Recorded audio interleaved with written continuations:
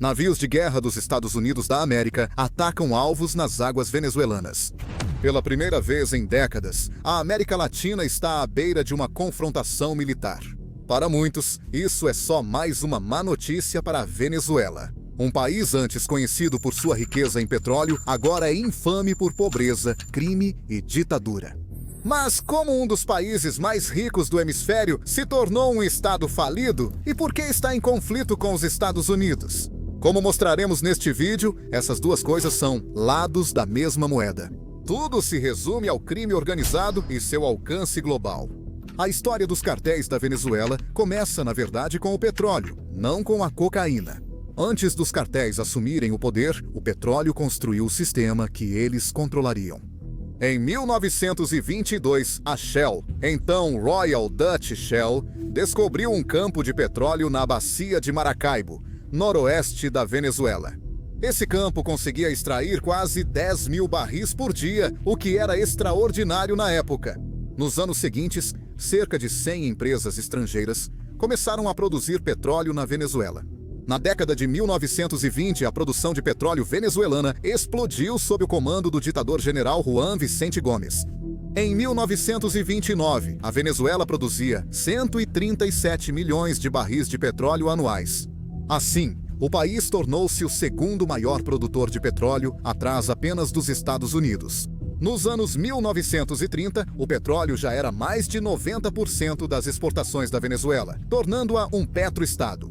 Apesar disso, 98% do petróleo venezuelano seguia sob controle de empresas estrangeiras, como Gulf, Royal Dutch Shell e Standard Oil.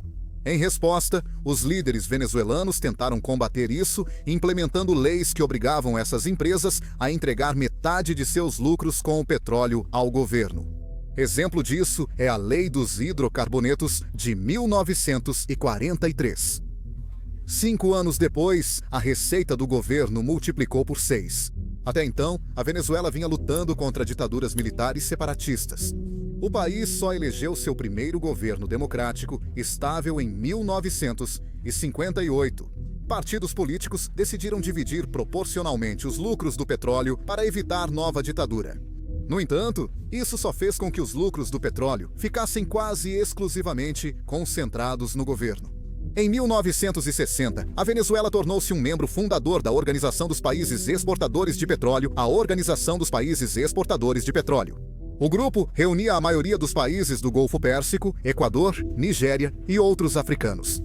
A Organização dos Países Exportadores de Petróleo controlava preços e dava mais poder aos membros sobre suas indústrias petrolíferas. Nessa época, a Venezuela criou sua primeira empresa estatal de petróleo, a Corporação Petrolífera Venezuelana. O imposto pago pelas empresas estrangeiras de petróleo ao Estado subiu de 50% para 65%. A década de 1970 foi o auge do poder venezuelano graças ao seu petróleo. Em 1973, o embargo da Organização dos Países Exportadores de Petróleo aos apoiadores de Israel na Guerra do Yom Kippur fez os preços do petróleo quadruplicarem. Isso fez da Venezuela o país mais rico per capita da América Latina. Em 2 anos, isso gerou 10 bilhões de dólares ao Estado. Isso resultou em má administração e corrupção desenfreadas, pois a tentação era grande demais para ser ignorada. Cerca de 100 bilhões de dólares foram desviados entre 1972 e 1997. Aproveitando esse boom do petróleo, em 1976, o presidente Carlos Andrés Pérez decidiu nacionalizar o petróleo.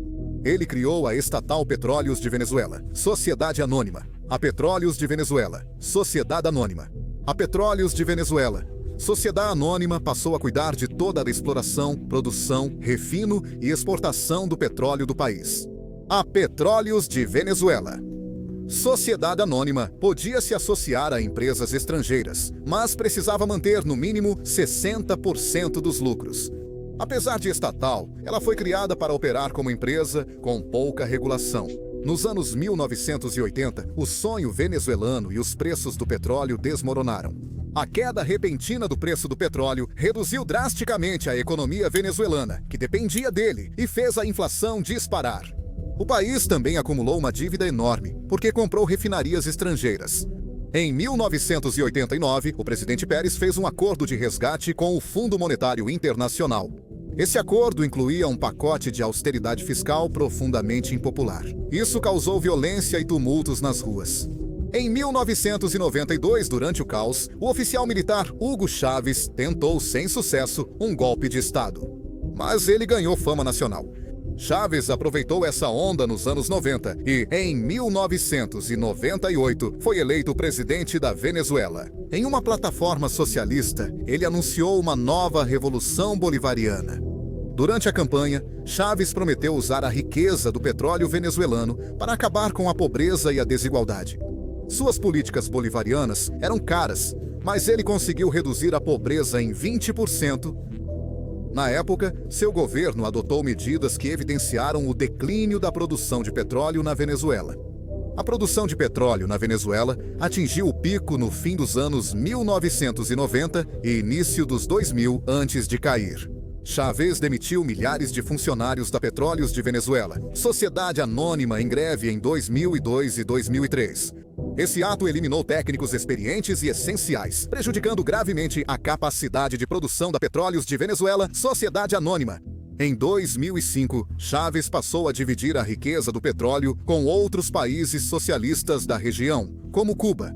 Isso ficou conhecido como a Aliança Petro-Caribe.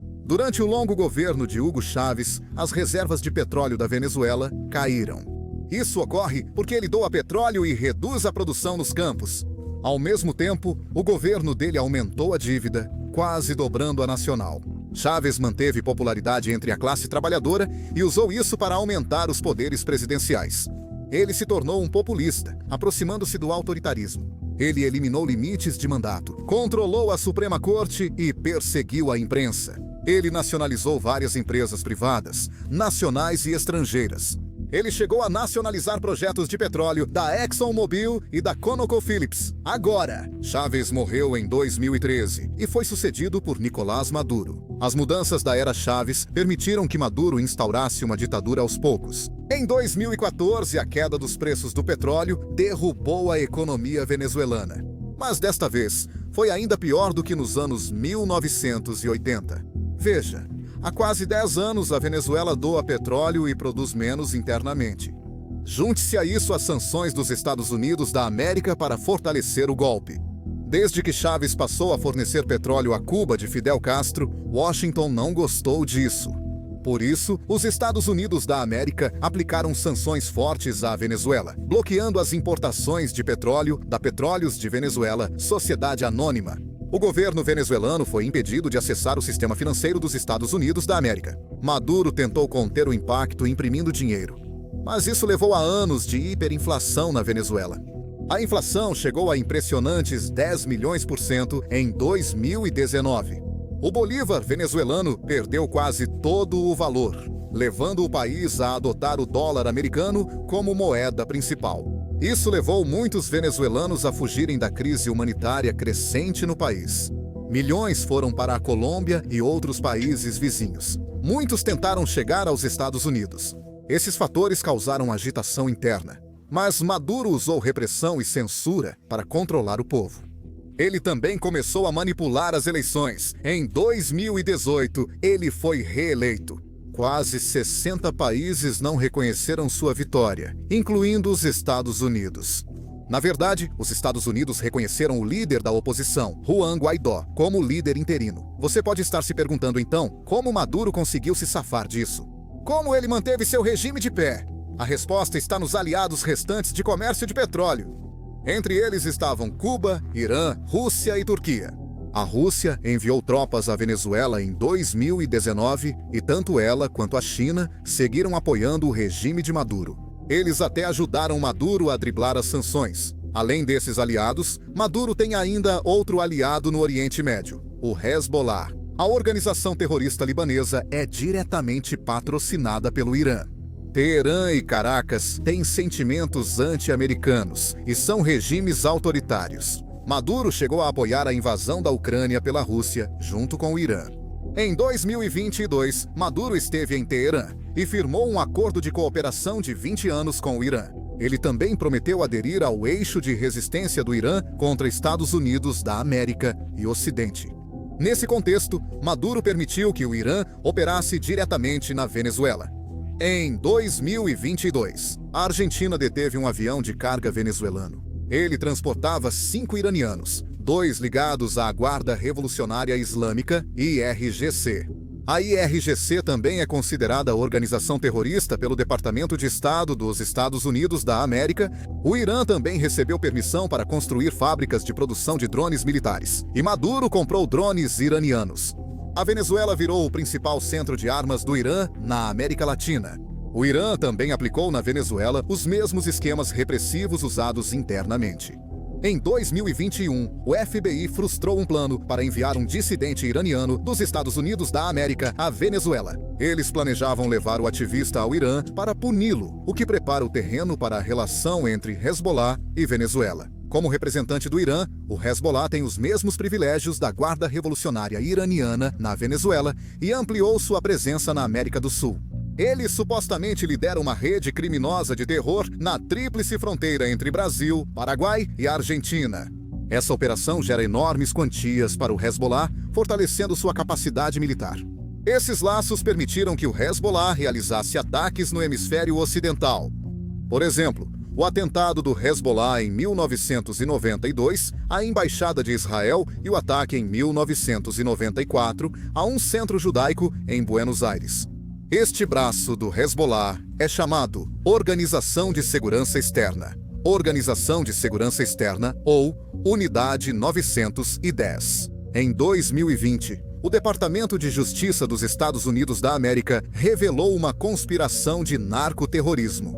O plano envolvia um parlamentar sírio-venezuelano, membros das Forças Armadas Revolucionárias da Colômbia, cartéis mexicanos, Irã, Síria e o Hezbollah. Apesar do plano maior ter sido interrompido, a Unidade 910 do Hezbollah segue ativa na América Latina. Ela segue fechando acordos com gangues e cartéis locais, lucrando com o comércio de drogas. O atual líder da Organização de Segurança Externa, Abdallah Safadin, é o enviado do Hezbollah ao Irã. Ele também é primo do secretário-geral. Outro importante líder do Hezbollah na Venezuela é Adham Hussein Tabajá.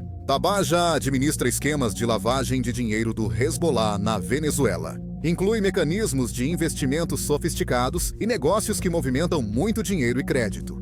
Um desses negócios é a Alinma Engenharia e Contratação.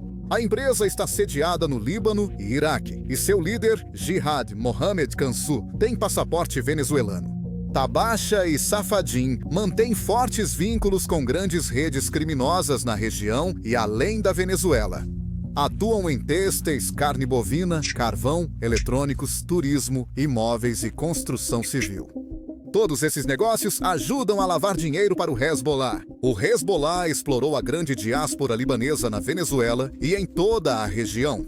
Isso é semelhante à forma como as gangues venezuelanas também exploram seus próprios expatriados que vivem no exterior.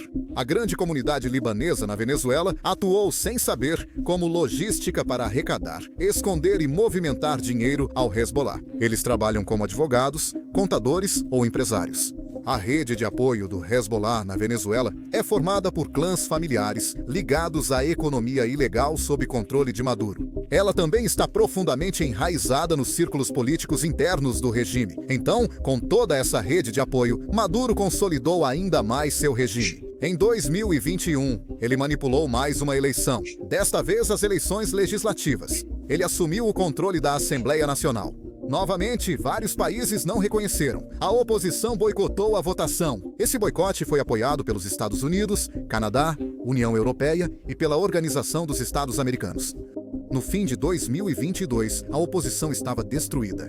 Durante esse período, no entanto, as relações entre os Estados Unidos e a Venezuela começaram a melhorar. O governo Biden permitiu que a Chevron retomasse operações limitadas na Venezuela. Devido ao aumento do petróleo pela guerra na Ucrânia, Maduro iniciou negociações com Washington em 2023. O regime dele também aceitou planejar uma eleição livre e justa em 2024. Washington suspendeu parte das sanções ao petróleo e gás venezuelanos, mas reverteu a medida em 2024. Maduro não apresentou o roteiro para uma eleição livre e começou a provocar a Guiana.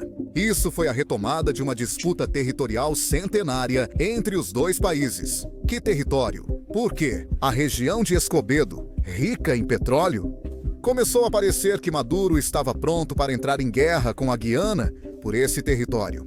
Por causa disso, o governo Biden restabeleceu as sanções.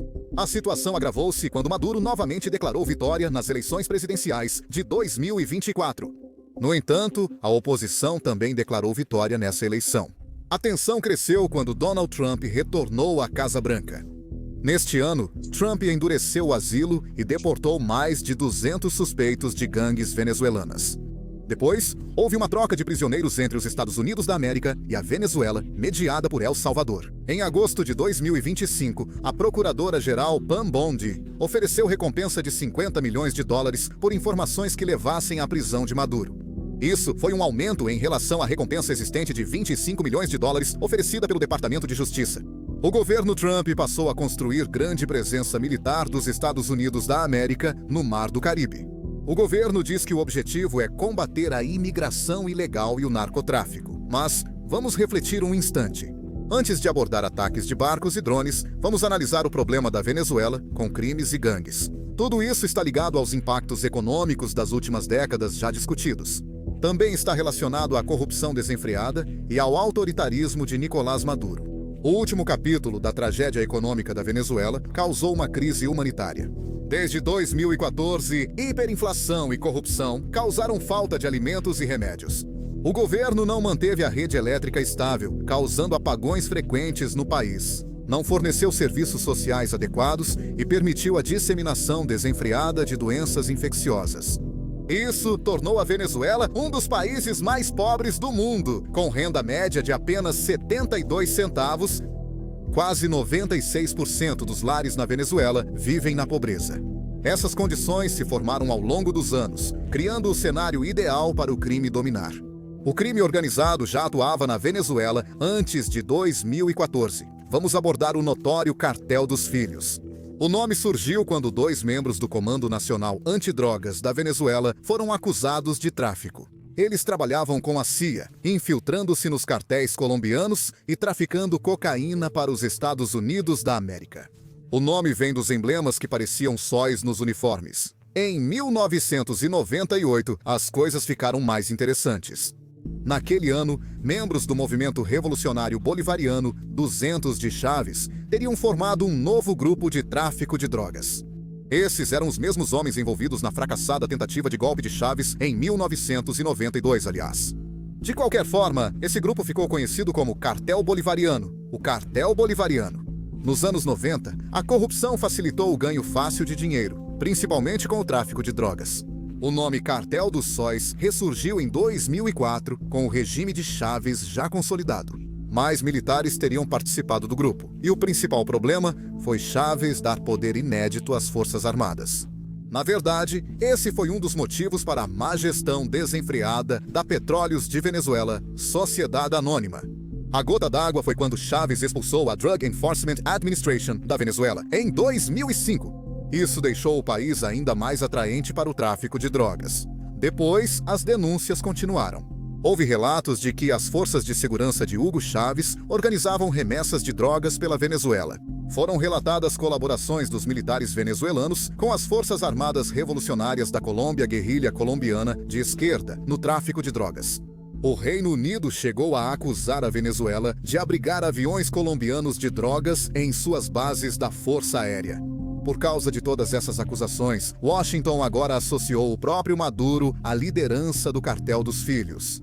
Faz sentido, pois a maioria dos acusados são oficiais militares de alta patente nomeados por Maduro.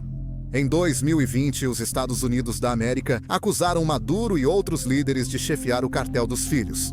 Outro grande participante no narcotráfico venezuelano é o Tren de Aragua, que em espanhol significa Trem de Aragua. Esse grupo foi formado em 2014, bem no meio de outra grande catástrofe econômica. Essa gangue surgiu na prisão de Tocorón, localizada no estado venezuelano de Aragua, origem do nome do grupo. O nome desse grupo também pode estar ligado a um sindicato ferroviário que estava construindo um trem entre Caracas e Aragua. A gangue assumiu o controle da prisão de Tocorón. Lá, eles gerenciavam zoológico, piscina, boate, restaurante e bar.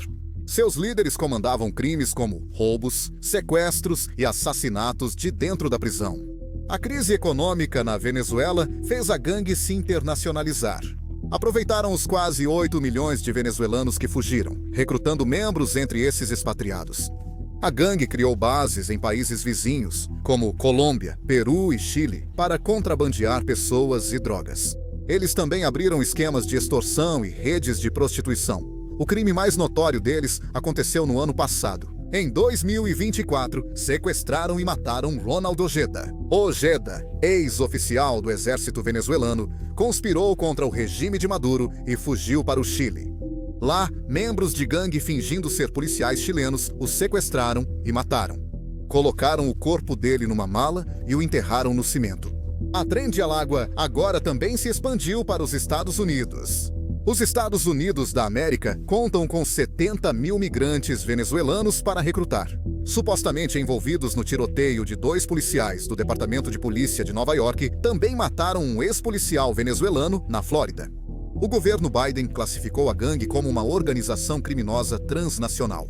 Este ano, o governo Trump a classificou como organização terrorista estrangeira. Pronto, estamos atualizados.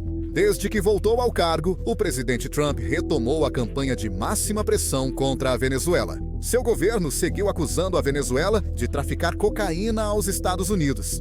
O governo também rotulou o Cartel dos Sóis como uma organização terrorista. Tecnicamente, isso faz de Maduro o suposto líder de uma organização terrorista. Em agosto de 2025, Trump secretamente ordenou ao Pentágono que usasse força militar contra os cartéis de drogas latino-americanos. Depois, dobraram a recompensa por Maduro. E os Estados Unidos da América enviaram navios de guerra para perto da Venezuela. Esses navios levavam mais de 4.500 marinheiros e fuzileiros. Depois, houve o ataque de barco. Em 2 de setembro de 2025, as forças dos Estados Unidos da América atacaram um suposto barco do Tren de Aragua. O barco supostamente levava cocaína aos Estados Unidos da América. O ataque matou 11 pessoas. Esse ataque foi inédito porque envolveu só a Marinha, sem a Guarda Costeira. O resto da frota naval segue deslocado pelo Mar do Caribe. Essa série de ataques pode indicar intenções mais profundas na Venezuela. Relatos especulam possível intervenção dos Estados Unidos da América para a mudança de regime na Venezuela. Esse cenário segue improvável, mas os Estados Unidos da América mantêm seus ativos militares na região.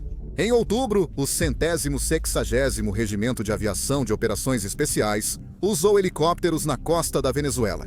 O Exército dos Estados Unidos da América enviou 3 bombardeiros B-50 e 2 para a região. Na água, o Exército dos Estados Unidos da América também posicionou um submarino nuclear. O governo Trump também ordenou o fim de todo contato diplomático com Caracas. Trump agora até permitiu que a CIA tomasse ações secretas na Venezuela. Então, onde isso deixa a Venezuela? Sua história mostra como riqueza entra em crise com corrupção e poder juntos. Anos de má administração e instituições frágeis abriram espaço para que gangues criminosas assumissem o controle. O povo venezuelano é quem sofre. Isso nos faz pensar: o que poderia ter sido feito diferente? E se a Venezuela não tivesse colocado todos os seus ovos em uma única cesta rica em petróleo? E se tivesse diversificado sua economia? E se seus líderes tivessem escolhido diferente? Poderíamos passar horas discutindo esses cenários alternativos, mas o mais importante é como seguir em frente agora. Uma mudança de regime patrocinada diretamente pelos Estados Unidos da América pode ser difícil de manter. Basta lembrar do Afeganistão. No entanto, a pressão diplomática contínua pode funcionar. O povo venezuelano realmente quer uma mudança. Há opções para um governo democrático na Venezuela. Ainda existem figuras como Maria Corina Machado e Edmundo González. Eles lideraram a oposição na eleição passada e possuem provas de vitória sobre Maduro. Mesmo assim, o regime de Maduro segue no poder com vários aliados. No final, não sabemos o que o futuro reserva para a Venezuela, mas conhecemos sua história. Que a Venezuela seja um alerta sobre o perigo de voar perto do sol. Ter bilhões em petróleo não garante um final feliz, justo e próspero. Cansado de notícias de mídias controladas por bilionários, lobistas e governo? Então você vai gostar do Global Recaps. Nossa newsletter gratuita explica o que acontece no mundo, da guerra Rússia-Ucrânia às ações globais da China. Sem patrocinadores, anúncios, censura ou filtros corporativos. Apenas geopolítica direta, sem enrolação. Análise que muitos veículos tradicionais evitam abordar. Nós escrevemos de forma independente e respondemos a você, não a uma diretoria em Nova York ou Pequim. Se você busca um lugar onde a verdade importa, as manchetes não são vendidas e as histórias globais são contadas como são. Junte-se ao Global Recaps. Agora! Clique no link na descrição ou acesse globalrecaps.com para se inscrever. É de graça, leva 10 segundos e é o único e-mail que você realmente vai querer abrir toda semana.